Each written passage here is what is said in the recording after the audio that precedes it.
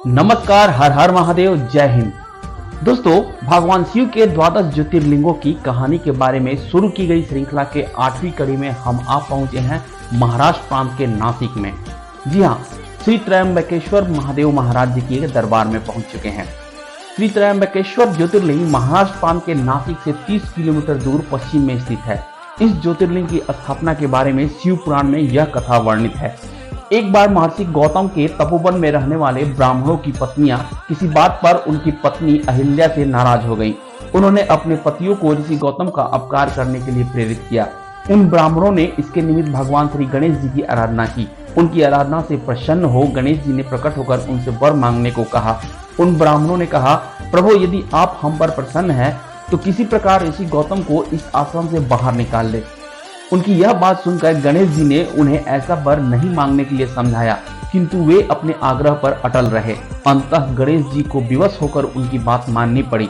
अपने भक्तों का मन रखने के लिए वे एक दुर्बल गाय का रूप धारण करके ऋषि गौतम के खेत में जाकर चरने लगे। गाय को फसल चरते देख ऋषि बड़ी नरमी के साथ हाथ में तृण लेकर उसे हाँकने के लिए लपके। उन तीनों का स्पर्श होते ही वह गाय वहीं मरकर गिर पड़ी। अब तो बड़ा हाहाकार मचा। सारे ब्राह्मण एकत्र हो गो हत्यारा कहकर ऋषि गौतम की भर्त्सना करने लगे। ऋषि गौतम इस घटना से बहुत आश्चर्यचकित और दुखी थे। अब उन सारे ब्राह्मणों ने कहा कि तुम्हें यह आश्रम छोड़कर अन्यत्र कहीं दूर चले जाना चाहिए। गो हत्यारे के निकट रहने से हमें भी पाप लगेगा। विवश होकर ऋषि गौतम अपनी पत्नी अहिल्या के साथ वहां से एक कोस दूर जाकर रहने लगे, किंतु उन ब्राह्मणों ने वहां भी उनका रहना दूभर कर दिया। वे कहने लगे, गो हत्या के कारण तुम्हें अब वेद पाठ और यज्ञादि कार्य करने का कोई अधिकार नहीं रह गया है। अत्यंत अनुनय भाव से ऋषि गौतम ने उन ब्राह्मणों से प्रार्थना की कि आप लोग मेरे प्रायश्चित और उद्धार का कोई उपाय बताएं। अब उन्होंने कहा, गौतम, तुम अपने पाप को सर्वत्र सबको बताते हुए 3 बार पूरी पृथ्वी की परिक्रमा करो, फिर लौटकर यहाँ 1 महीने तक व्रत करो। इसके बाद ब्रह्मगिरी की 101 परिक्रमा करने के बाद तुम्हारी शुद्धि होगी, अथवा यहाँ गंगा जी को लाकर उनके जल से स्नान करके 1 करोड़ पार्थिव शिवलिंगों से शिव जी की आराधना करो। इसके बाद पुनः गंगा जी में स्नान करके इस ब्रह्मगिरी की 11 बार परिक्रमा करो। फिर 100 घड़ों के पवित्र जल से पार्थिव शिवलिंगों को स्नान कराने से तुम्हारा उद्धार होगा। ब्राह्मणों के कथनानुसार महर्षि गौतम वे सारे कार्य पूरे करके पत्नी के साथ पूर्णतः तल्लीन होकर भगवान शिव की आराधना करने लगे। इससे प्रसन्न हो भगवान शिव ने प्रकट होकर उनसे वर मांगने को कहा। महर्षि गौतम ने कहा, भगवान, मैं यही चाहता हूँ कि आप मुझे गो हत्या के पाप से मुक्त कर दे। भगवान शिव ने कहा, गौतम, तुम सर्वथा निष्पाप हो। गो हत्या का अपराध तुम पर छल पूर्वक लगाया गया था।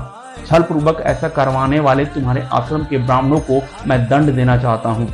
इस पर महर्षि गौतम ने कहा कि प्रभु, उन्हीं के निमित्त से तो मुझे आपका दर्शन प्राप्त हुआ है। अब मेरा परम हित समझकर उन पर आप क्रोध न करें।